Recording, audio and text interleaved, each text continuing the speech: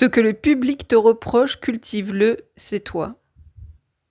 Alors j'ai trouvé là tout à l'heure, j'étais en train de faire du rangement, je suis tombée sur cette citation de Jean Cocteau. Alors non parce que je l'ai lu, je n'ai jamais lu Jean Cocteau, mais plus parce que en fait j'étais en train de faire du tri dans mes livres, quelques magazines, tout ça, et je suis tombée sur un petit livre que j'avais récupéré dans un magazine, qui était la phrase de sagesse qui me guide. Et en fait, en l'ouvrant, je suis tombée sur cette citation. Et je me suis dit, mais ça me va tellement bien parce qu'en fait, bah d'ailleurs, en plus, c'est comme la personne qui l'a cité, qui est Stéphane Bern.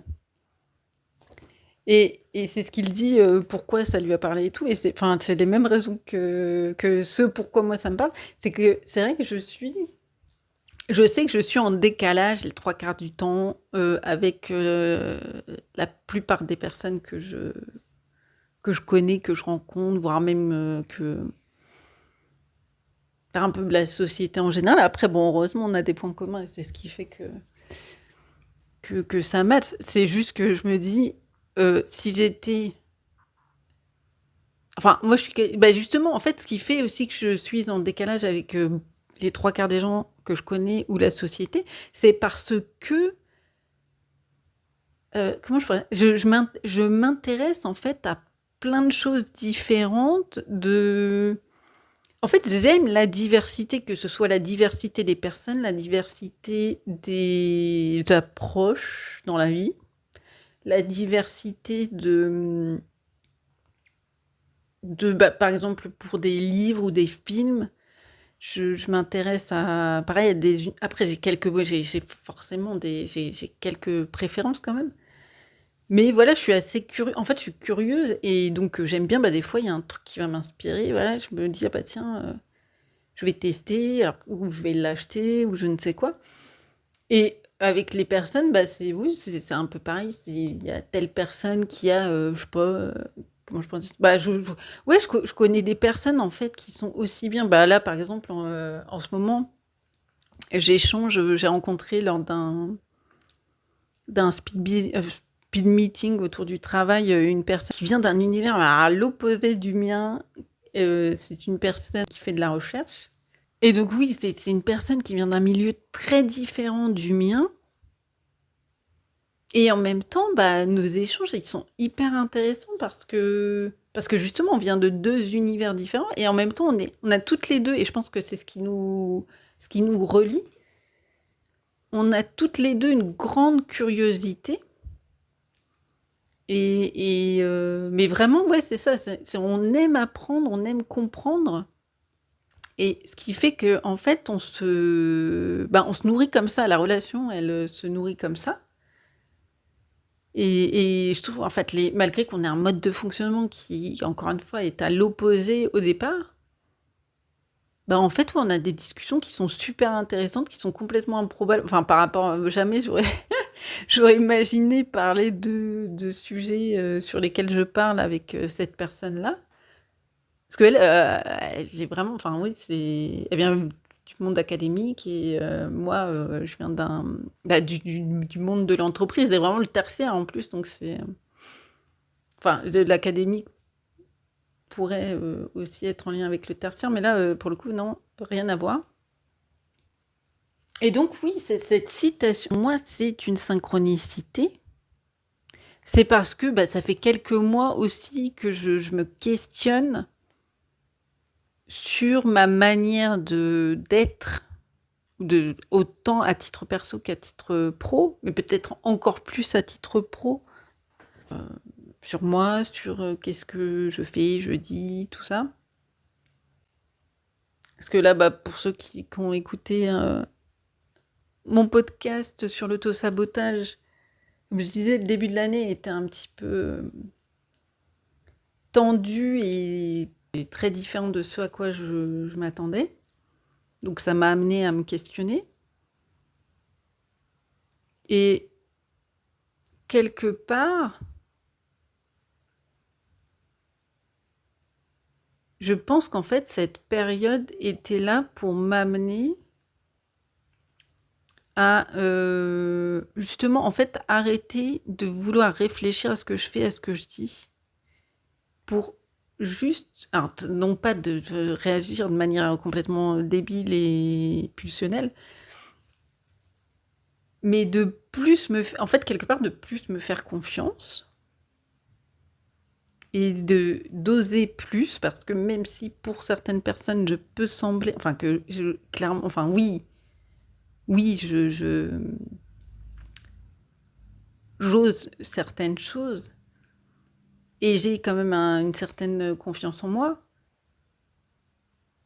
Après, il y a des moments et ou des situations où c'est moins le cas et notamment sur certaines choses au niveau pro, dans le sens où j'ai une vision des choses qui est en décalage avec les 3 quarts de la société, avec a priori aussi enfin les 3 quarts des gens que je connais, même si nous avons des points communs et c'est ce qui fait que nous, bah, nous côtoyons ou que nous pouvons, être proches, enfin ça dépend des personnes. Sauf que, comme je dis, je sais aussi, parce que, des fois je les entends, je les vois faire, que en tout cas au premier abord, il y a des sujets sur lesquels, comme je dis, enfin, ma vision des choses est très, très différente de la leur. Ce qui fait qu'en fait, des fois, je même si je parle de manière relativement libre et que j'ai quand même tendance à donner mon point de vue, hein, sinon déjà j'aurais pas fait de podcast, hein. En même temps, voilà, il y a une partie de enfin, des fois, je fais attention quand même à ce que je dis et la manière dont je le dis parce que je sais que, ça, c'est pareil, je suis assez cash et en fait, je pense que c'est plus qu'être cash, c'est que je dis les choses comme je les pense et que comme, en plus, j'ai tendance à voir les choses d'une manière différente et enfin, je crois, j'ai la sensation de voir au-delà de certaines illusions ou de certains conditionnements que l'on peut avoir. Alors que même si je sais qu'il y a des choses sur lesquelles, je pense que enfin, je me fais avoir par certaines personnes, peut-être par moments. Ou en fait, c'est le lien avec les croyances, hein. Ou qu'il y a des choses dont peut-être je suis convaincue, alors que peut-être que dans 6 mois, 1 an, je dirais l'inverse parce que, je sais pas, j'aurais vécu une expérience qui m'amènerait à voir les choses sous un angle différent, ou j'aurais, je sais pas, poussé un questionnement sur un truc, différent. Voilà, je dis les choses comme je pense. C'est ce qui fait que, oui, des fois, enfin, je fais attention quand même à ce que je dis. Et en même temps, je me dis: «Mais» parce que je crois quand même au fait que enfin, pour moi, c'est hyper important quand même d'avoir des relations sincères et des relations, honnêtes et donc je me dis: «Beh, en même temps, Elsa, si tu t'auto-censures» et en plus même au-delà de ça, c'est si je m'auto-censure et enfin, si je m'auto-censure, comment est-ce que je peux dire que mes relations sont honnêtes et sincères? Même si elles peuvent l'être sur l'intention, qu'elles peuvent l'être sur quand même, la plupart des échanges que je peux avoir avec certaines personnes. Malgré tout, il y a quand même une partie de moi que je vais retenir ou que je vais auto-censurer et en ça, c'est peut-être exagéré, mais en même temps, voilà, ça fait partie des choses que je dis peut-être, différemment que je dis et que je perçois peut-être différemment d'une majorité de personnes. Pour moi, il y a un côté quelque part malhonnête dans le fait, même si mon intention n'est en rien d'être malhonnête. C'est juste qu'à un certain niveau, c'est peut-être malhonnêteté que de s'auto-censurer alors il peut y avoir des situations où effectivement ça peut être important parce que, je sais pas, la situation fait que. ça ferait plus de dégâts qu'autre chose, mais vraiment là, c'est même au-delà de la relation, ça peut être pour la personne, à qui peut-être, je dirais certaines choses. Mais à l'inverse, oui, je pense qu'il y a des fois où en fait, c'est juste pour maintenir, peut-être une relation ou pour éviter de me prendre la tête avec quelqu'un parce que je sais que c'est un sujet qui, voilà, peut faire polémique, surtout avec, telle ou telle personne. Donc je vais, je vais oui, ou que j'ai aucune envie de faire un effort, pour parler du truc, enfin bref. Donc j'ai parfois, oui, tendance à me retenir et en même temps, bah, donc comme je dis, bah, je me dis que c'est enfin quelque part c'est faux et que en plus, pour attirer des personnes avec lesquelles pour le coup ça peut vraiment matcher, enfin je peux être moi-même, que ce soit au niveau perso ou au niveau pro, parce que le but pour moi c'est enfin je crois au fait, enfin ça je m'en suis rendu compte au fur et à mesure des années et encore plus depuis que je fais de l'accompagnement, que nos clients et même ça, je m'en suis rendu compte aussi en échangeant avec, une autre personne qui fait de l'accompagnement, mais même quelque part, je le vois aussi avec des personnes qui sont dans d'autres secteurs d'activité. Moi, j'ai vraiment la sensation que les personnes et surtout, bah, là, par exemple, quand on est chef d'entreprise et que nos clients viennent à nous parce qu'ils se retrouvent en nous à un certain niveau. Et moi, je l'ai vu, hein, parce que, enfin, là où vraiment j'ai commencé à prendre conscience de ça, c'est quand j'ai fait justement mon premier accompagnement, enfin le premier accompagnement que j'ai analysé, on va dire, puisque c'était une personne que j'avais accompagnée dans le cadre de mon mémoire pour ma certification. Et donc forcément, bah, pour ce mémoire-là, oui, il y avait besoin d'analyser comment ça s'était passé, enfin plusieurs choses. Et à la fin, ouais, je me suis dit, même si, en apparence, nous avons un profil très différent parce que voilà, c'est quelqu'un qui est un peu plus jeune que moi, qui est marié depuis des années, qui a des enfants, qui, je crois, a toujours vécu, dans la région où elle habite encore aujourd'hui et qui s'est marié du coup jeune, qui est resté, bah, presque toute sa vie, dans la même entreprise. Mais en fait, l'accompagnement qu'on a fait ensemble, c'est justement, je pense, pour lui permettre, elle, de justement d'exprimer ce ce qui l'avait attiré chez moi et qui, en fait, était en elle. Dans le sens où, bah, en fait, au départ, elle venait là, pareil pour rester dans le salariat. Alors par contre, on avait quand même, si au niveau professionnel, quelques similitudes aussi ce qu'on avait pu, faire, qu'elle avait repéré parce que en fait, cette personne ne me connaissait pas, hein.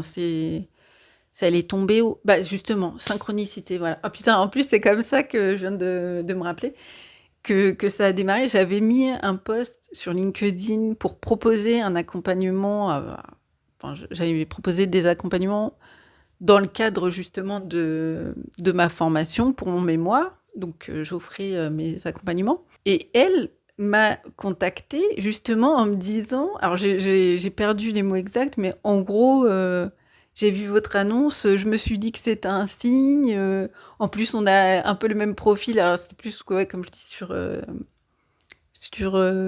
peut-être le domaine, on va dire et Et donc du coup, elle m'a contactée et en fait, il y avait une autre personne aussi qui m'avait contactée. Là, c'était enfin, c'était différent, c'était pour accompagner une entreprise. Là, ça n'a pas matché.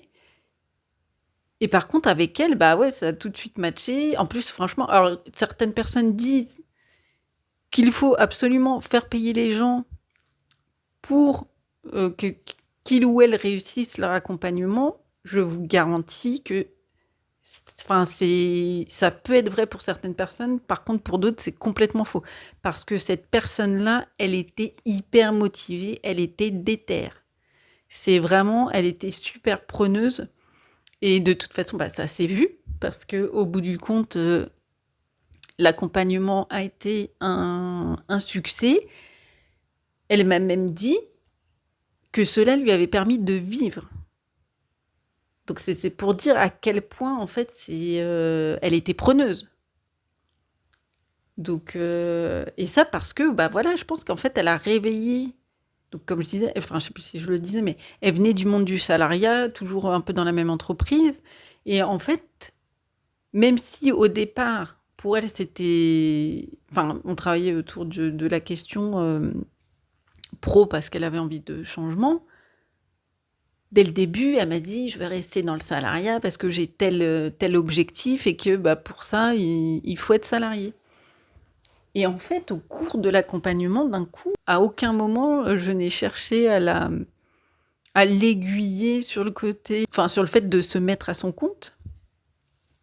Et c'est elle qui, à un moment donné, tout d'un coup alors qu'en plus, c'était une période où on avait espacé les séances, qui m'a envoyé un message pour me dire, «Ouais, bah, j'avance bien, puis là, je suis en train de réfléchir pour me lancer à mon compte et tout», et en fait, quand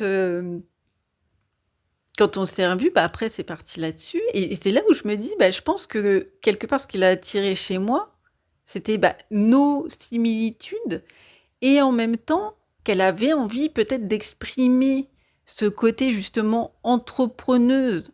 Parce que moi je préfère le mot entrepreneuse à entrepreneur et ce côté entrepreneuse en elle et que ouais je pense qu'inconsciemment elle cherchait ça. Et que peut-être aussi, même si moi j'avais fait de l'intérim, le fait que j'avais travaillé pendant 15 ans quand même enfin de l'intérim, on est quand même salarié et que là, ça faisait plusieurs années que j'étais à mon compte, qu'elle avait peut-être vu aussi, que je l'avais déjà fait avant et je pense que c'est ça qui inconsciemment l'a attiré vers moi et puis, bah, moi ça a été aussi finalement quelque part, elle a été aussi mon reflet à un autre niveau, qui là était plus perso, puisque comment je pourrais dire? En fait, d'une certaine manière, elle a aussi, moi je dirais, réveillé mon envie d'être en couple. Alors que, bah, c'était un peu comme l'intérim, moi j'avais toujours été, dans des relations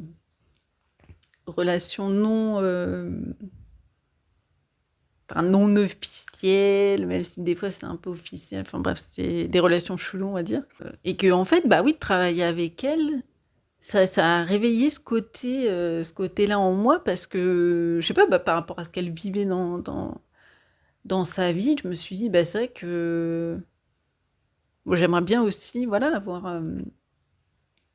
avoir certaines choses, que peut apporter un couple».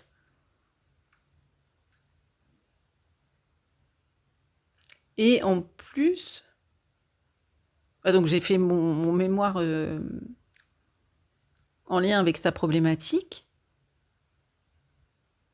et ça m'a aussi, bah, amenée à cette prise de conscience et je pense que ça a semé des graines pour m'encourager à justement à moins m'autocensurer et vraiment plus me lâcher, à être plus moi-même, même si c'est au risque. Parce que, bah, comme je dis, mon côté décalé, en fait, ça fait que, bah, j'ai ah oui, d'ailleurs, si, ça aussi, ça fait partie des prises de conscience que j'ai eues dans le cadre, enfin, grâce à ma formation, puisque j'avais fait une recherche, enfin, j'ai fait une recherche. J'avais lu un livre, La thérapie provocatrice et que là, pareil, quand j'ai lu ce livre, moi, j'ai eu le sentiment de revivre. Je me suis dit: «Putain, enfin un domaine où je peux m'exprimer dans mon entièreté parce que j'aime la psychologie, j'aime, taquiner, j'aime jouer, j'aime provoquer et en même temps, bah, souvent, enfin, c'est vrai que l'image qu'on peut avoir du mot provocation et du fait de provoquer, elle peut être hyper, et là, ça me fait penser à une autre synchronicité que j'ai eue un peu plus tôt aujourd'hui. Elle est hyper négative, alors qu'en vrai, la provocation, même si, bah, souvent, oui, on a l'image, genre on envoie enfin, je sais pas, je dis des conneries, mais on se fout de la gueule de quelqu'un, alors qu'en fait, non. La provocation, c'est juste enfin, c'est avant tout de chercher à titiller quelque chose chez quelqu'un ou chez d'autres personnes. Mais l'intention, elle peut être et d'ailleurs, c'est ça dans la thérapie provocatrice, l'intention et en plus, d'ailleurs, l'intention, elle est encore plus, bonne pour moi par rapport à d'autres types de thérapies, dans le sens où c'est justement le but, l'intention est de redonner le pouvoir aux personnes d'être acteurs de leur vie et ainsi devenir acteurs de leur guérison et vraiment guérir, en fait. Parce que tant que c'est quelqu'un d'autre qui, par exemple, qui nous donne des médicaments ou justement ou que c'est des médicaments qui nous aident à aller mieux, en fait, on est dépendant soit de la personne, soit des médicaments, voire les 2 ou bah, si c'est une thérapie, du psy, enfin de ce genre de choses. Alors que ça veut dire que quelque part on n'est pas guéri parce que pour moi être guéri, c'est, bah, c'est aller bien et aller bien en fait, est-ce qu'on peut vraiment parler d'aller bien,